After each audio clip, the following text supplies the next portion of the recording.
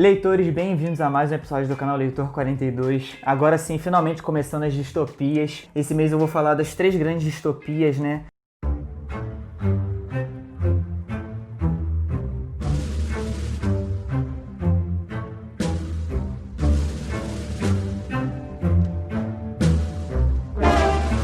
Então, como eu disse, né, esse mês eu vou falar só de distopias, eu vou falar em ordem, na verdade, dessas 3 distopias aqui. Admirável Mundo Novo, ele foi publicado em 1932. É provavelmente o único livro famoso do Aldous Huxley, né, que é esse britânico que escreveu esse livro aqui. Eu vou comentar de um outro dele mais pra frente. Esse livro ele tem bastante influência do Nós, que é aquele livro russo que eu comentei ano passado.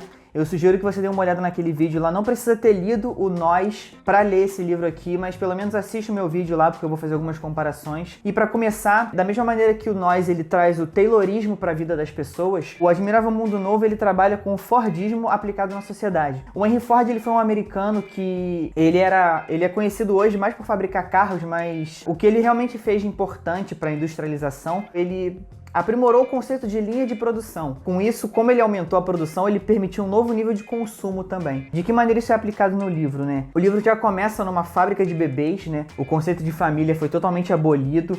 Os bebês eles são gerados em fábricas do estado e através de uma linha de produção onde eles são condicionados a servir a sociedade da melhor maneira possível. O que acontece? Os bebês eles recebem basicamente 2 tipos de condicionamento. O condicionamento pavloviano, que eu não vou explicar aqui o que é, né? Obviamente, você procura aí no Google. E hipnopédia, que são umas sugestões através do sono também. De novo, não vou explicar para o vídeo não ficar com 30 minutos. Além disso, eles são fisiologicamente manipulados. Eles colocam substâncias ali nas provetas dos embriões para que eles sejam mais aptos ao trabalho deles. A sociedade é dividida em 5 castas: alfa, beta, gama, delta e y. E as pessoas das castas inferiores, elas chegam até o ponto de serem privadas de oxigênio para que elas se tornem fisicamente e intelectualmente inferiores às outras pessoas das castas superiores, né? E junto com esse condicionamento mental, elas são feitas de modo a que elas aceitem os serviços mais degradantes da sociedade, digamos assim, trabalhos que ninguém gostaria de fazer, mas não só aceitem esses trabalhos, como estejam felizes com essa condição delas, né? Eles são preparados psicologicamente para gostar da posição deles na sociedade. Então a sociedade do livro é extremamente desigual, só que ao mesmo tempo todo mundo está satisfeito com o seu lugar nessa sociedade. As menções ao Ford não são tão sutis assim no livro, como se você comparar com o Nós e o Taylorismo. O Ford é tratado quase que como um messias aqui no livro. Ele afeta inclusive o calendário do livro. O livro ele se passaria nos anos 2500 do nosso calendário, digamos, mas ele se passa no ano, sei lá, 600 e pouco depois de Ford. E eles falam, meu Ford, coisas assim, tipo, ele tá até nas expressões e tudo, ele é quase um deus pra eles, né? É uma coisa assim, bem exagerada, bem messiânica nesse sentido. Além das outras coisas que eu citei, assim, eles também são treinados a não terem comportamento subversivo, né? A serem extremamente consumistas, né? Que é condizente com o Fordismo, como eu falei. E depois de apresentar essa sociedade como um todo, o livro ele foca um pouco, ele não é o único personagem relevante do livro, mas se tivesse que ter um protagonista, ele seria o Bernard Marx, que é um alfa que ele não parece muito alfa. Até rolam umas fofocas no livro de que ele poderia ter sofrido um erro na hora do embrião dele ser condicionado. As pessoas suspeitam que ele possa ter recebido uma dose de álcool, que torna ele um pouco diferente. Ele não é tão alto quanto os outros alfas, ele não usa a droga que todo mundo usa, que é o soma, que é a droga perfeita gerada nessa sociedade, que não tem efeito colateral e tudo. Enfim, ele é um esquisitão, né? Como o livro trata ele, um pária da sociedade ali. Pra impressionar uma alfa que ele gosta, apesar de a sociedade ser encorajada a ser muito promíscua, né? Assim como a família foi abolida, esses laços afetivos como um todo, eles são desencorajados na sociedade, então as pessoas são incentivadas a ter vários parceiros, a não terem relacionamentos fixos. Ele gosta dessa alfa em particular, e ele decide, pra impressionar ela, levá-la numa reserva de selvagens, que seriam os indígenas e tudo. Até interessante eu fazer um comentário aqui, que o livro ele tem essa característica dessa divisão muito racista da sociedade.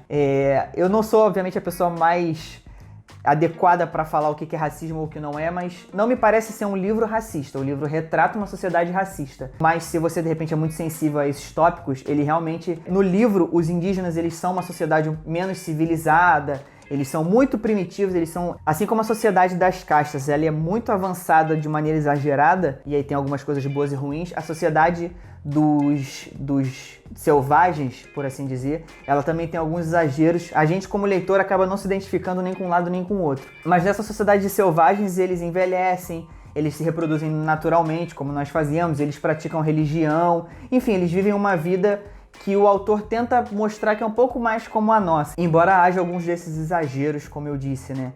Sem entregar muito da história. Por um motivo que eu não quero dizer aqui qual é, porque isso é uma reviravoltazinha do livro, mas o Bernard Marx, ele traz um dos selvagens de volta com ele para o mundo civilizado, digamos assim, para o admirável mundo novo, nas palavras do selvagem. E obviamente esse selvagem entra em conflito com a sociedade a qual ele não faz parte, né? Uma sociedade altamente preconceituosa, porque eles foram condicionados a isso, então acaba gerando esse choque entre essas duas realidades, né? O Admirável Mundo Novo, eu falei aqui do título, né? Ele fala o título do livro dentro do livro, é interessante isso. E aparentemente, eu nunca li Shakespeare, mas aparentemente essa expressão vem de Shakespeare. O Selvagem, ele tem um livro de Shakespeare que foi proibido na sociedade avançada, na sociedade correta do livro, digamos assim. Então ele cita Shakespeare várias vezes, e eu só sei disso porque tem notas aqui embaixo que avisam toda vez que ele é citado. Como eu falei, eu nunca li Shakespeare, né? Eu conheço as mais famosas, Ser ou Não Ser, e aparentemente Admirável Mundo Novo também. Fazendo um paralelo de novo com o Nós, o 1984 tem isso também. O Fahrenheit 451 eu ainda não li. Eu vou ler para comentar com vocês no final do mês, mas eu sei que ele tem esse tema também de proibição da literatura. É um tema que permeia essas 4 distopias aqui que eu comentei. Então tem um pouquinho dessa metalinguagem nesse livro aqui, como aparentemente vai ter em todos esses livros que eu vou falar esse mês. Quando vai chegando no final do livro, ele vai ficando um pouquinho cansativo. Eu acho que se ele fosse publicado hoje, ele vai fazer aí 90 anos já, né? Já tem um tempinho. Talvez ele pudesse ser um pouquinho mais curto. Ele fica, sei lá, um pouquinho enfadonho no final, né?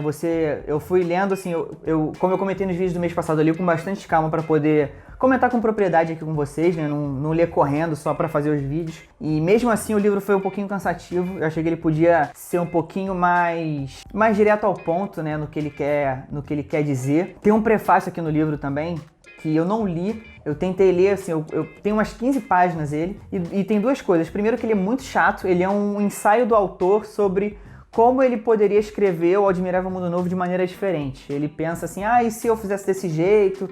E aí ele começa a falar muito de filosofia, de outras vertentes, de economia e de política. Enfim, achei muito denso, eu realmente não curti ler. Mas pelo pouco que eu li, eu sugiro que vocês, caso queiram ler, deixem para ler depois do livro.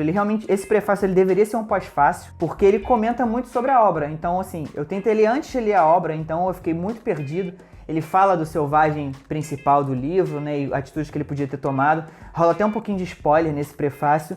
Então, se você decidir lê-lo, deixa pra ler depois de você ter lido a história. Mas assim, eu realmente não li tudo, porque realmente não é uma linguagem muito tranquila nesse sentido. Apesar disso, eu achei bacana.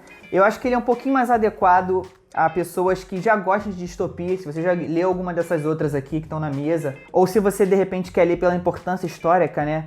É um livro que ele realmente marcou um gênero. Esses 3 livros aqui, eles têm uma importância grande. Então eu realmente recomendo ler, mas não é pra todo mundo, né? Eu acho que é mais para esse público que gosta desse gênero já. Mas se você gostou desse livro aqui e quiser ler uma utopia do Aldous Huxley, ele escreveu A Ilha, que também tem aqui no Brasil, da mesma editora, a Biblioteca Azul, né? Que é um selo da editora Globo, aparentemente. Não tinha reparado agora que eu tô vendo aqui. Embora eu não tenha lido esse livro, o próprio autor, ele explica que ele escreveu A Ilha como um contraponto ao Admirável Mundo Novo. Enquanto aqui ele descreve uma sociedade que, na opinião dele, seria um pesadelo, na Ilha ele faz um exercício de mostrar como seria a sociedade perfeita para ele. Então fica essa segunda dica aí, caso você tenha achado interessante esse livro aqui sobre ele. Eu espero que vocês tenham gostado, né? Como eu falei, eu vou falar esse mês inteiro de distopias, esse assunto bem levinho aqui pra gente curtir a quarentena. Não esquece de deixar aquele like, compartilha com seus amigos esse vídeo, isso é bem importante. Se inscreve no canal se você não tiver feito, ativa aquele sininho para receber as notificações,